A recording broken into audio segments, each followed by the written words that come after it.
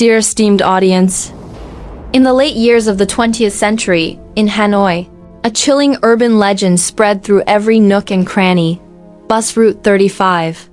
Imagine a late-night journey where the final bus carries only 4 passengers. Alongside the driver and ticket collector, a young married couple, a young man and an elderly woman. Suddenly, 3 enigmatic figures, shrouded in long coats, board at a suburban stop. The elderly woman, in panic, pulls the young man off the bus and whispers, "They have no feet. They are ghosts." The bus vanishes, leaving behind 4 severely decomposed bodies near Thien Quang Lake. Is this a supernatural curse or a sophisticated criminal plot involving drug smuggling, hallucinations, and individuals who faked their deaths? Based on the handwritten manuscript of journalist Nguyen Van Hung, who participated in the investigation alongside the police, this tale unveils layers of mystery. From frantic testimonies to ancient ghost escorting techniques, from advanced DNA analysis to unexpected deaths. You will be captivated by the interplay between superstition and scientific truth, between ghostly shadows and human conspiracies. Listen through to the end to uncover the surprising conclusion and ponder. Do the lingering questions relate to the disappearance of journalist Hung himself? Do not miss it, the secrets await your discovery. At the end of the last century, in Hanoi, a chilling tale spread through every alleyway, known among the people as Bus Route 35. The story goes that, on a late night, the final bus 35 of the day carried only 4 passengers besides the driver and the ticket collector.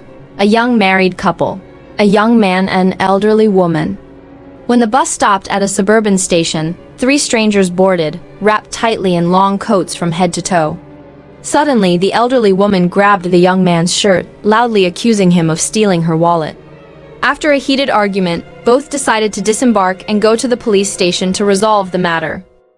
However, as soon as they stepped off, the elderly woman pulled the young man aside and whispered, "Young man, I just saved your life. I saw the wind blow open the coats of those 3. They had no feet. They were ghosts." Back then, I was still young and only heard fragments of the story through adults' retellings, which made everyone shudder in fear. Later, I learned that the police had announced the discovery of the missing Bus 35 near Thien Quang Lake, along with 4 heavily decomposed bodies, including those of the driver and the ticket collector. Only recently, while rummaging through the old archives of the newsroom, did I stumble upon a handwritten manuscript by my mentor, the seasoned journalist Nguyen Van Hung. The manuscript detailed the investigation process of the Bus 35 case. But if there were results, why was the story never published? Was this a factual record or merely speculation from clues? I am uncertain. I can only make minor edits, omit sensitive information, and publish the entirety for readers to evaluate themselves. The Hanoi police issued an official announcement about the case, and newspapers such as Hanoi Moi and Kong and Nan Dan reported based on that. However, I always felt something was amiss.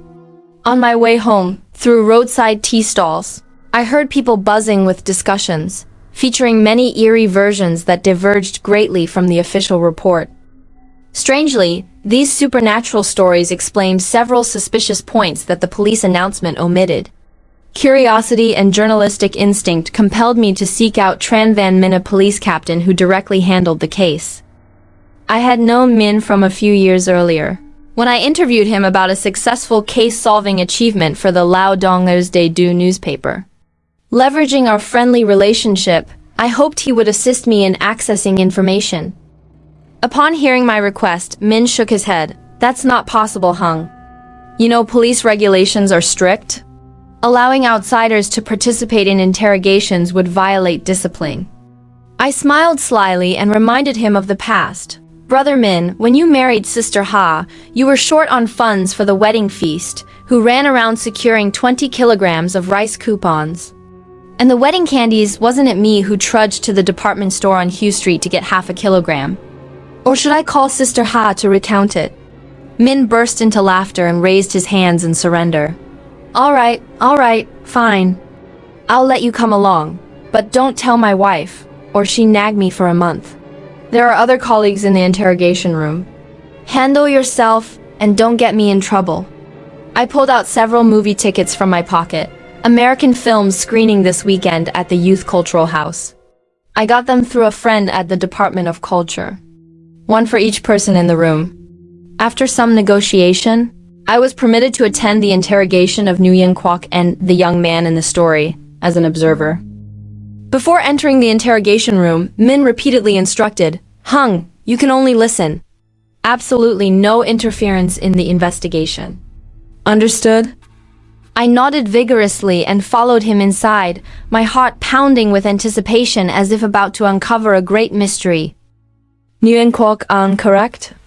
Your file states you're a second-year student at the Diplomatic Academy. Yes, that's right. A student. Why were you out so late instead of staying in the dormitory? I was tutoring English on Nguyen Tri Street. That evening, I had dinner at the student's home and returned late, so I caught the last bus.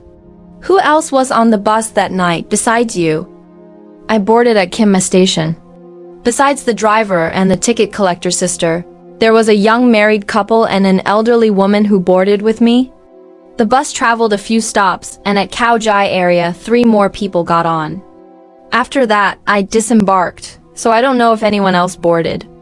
In your report, you said those 3 were highly suspicious? Yes. Even though it was early autumn and not cold, they wore long coats, wrapped tightly from head to toe, with robes underneath. I found it odd and glanced a few times. It was clearly abnormal. The elderly woman, Mrs. Tai, even said, "They weren't human." Mrs. Tai? The elderly woman who boarded with you. What did she say? I originally planned to ride straight back to the dormitory at the Diplomatic Academy. But shortly after those 3 boarded, not even 2 stops later, Mrs. Tai suddenly grabbed my shirt, accusing me of stealing her wallet. I was wrongly accused and argued back a bit, then we both got off to go to the police station. But as soon as we stepped off, she apologized and said she deliberately pulled me off because she saw those 3 were ghosts. Did you believe her? I don't know. At school, teachers teach us to believe in science. But those 3 were truly strange. They were bundled up, wearing sunglasses with the exposed half of their faces pale as paper. They stood silently the whole way without a word. Mrs. Tai said she accidentally saw under the coat of the one in the middle. No feet.